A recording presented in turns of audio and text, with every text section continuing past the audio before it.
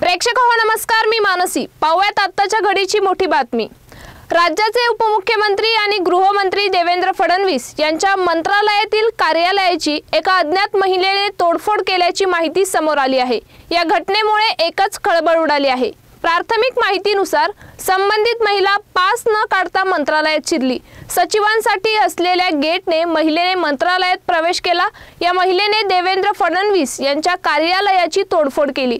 त्यानंतर ही महिला तिथून निघून गेली। या घटनेचा व्हिडिओ समोर आल्यानंतर एकच खळबळ उडाली आहे। यामुळे आता पोलिसांनी या महिलेचा शोध सुरू केला आहे। पोलीस आयुक्तांनी या घटनेची गंभीर दखल घेतली असून महिलेचा शोध युद्धपातळीवर सुरू आहे। या मुद्द्यावरून विरोधकांनी राज्य सरकारला कोंडीत पकडण्यास सुरुवात केली आहे।